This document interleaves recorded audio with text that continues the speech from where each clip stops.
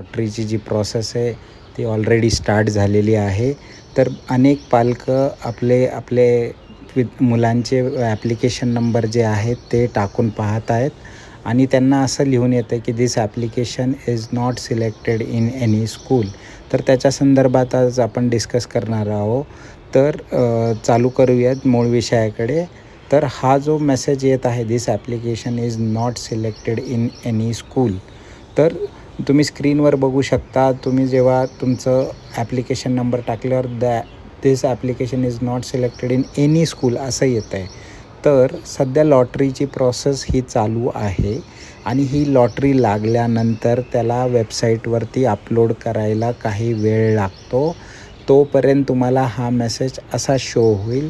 एकदा का लॉटरीची प्रोसेस पूर्ण झाली त्याच्यानंतर तुम्हाला तुमचा नंबर टाकून पाहायचा आहे. त्याच्यामध्ये ॲडमिशन शेड्यूलमध्ये पण ते अपडेट होईल आणि सगळीकडे ते अपडेट होईल, पण त्याला थोडासा वेळ लागेल. त्यामुळे आत्ता तरी तुम्ही टाकलं तर हाच मेसेज येणार आहे. त्याच्यामुळे घाबरून जायचं नाही की लगेचच आपल्याला नंबर लागला नाही आहे. तर ही थोडा वेळ द्यायचा आहे अजून या प्रोसेसला.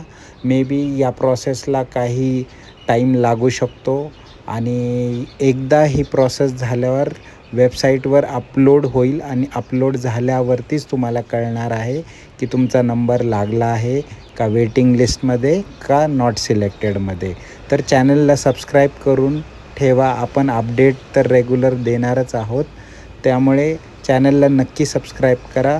आणि ही आत्ताची हे प्रश्न जे होते बऱ्याच पालकांना की आम्हाला असा मेसेज येतो आहे, तर अजून थोडा वेळ बघायचा आहे. अजून ही प्रोसेस चालू आहे आणि ह्याला थोडा वेळ लागू शकतो.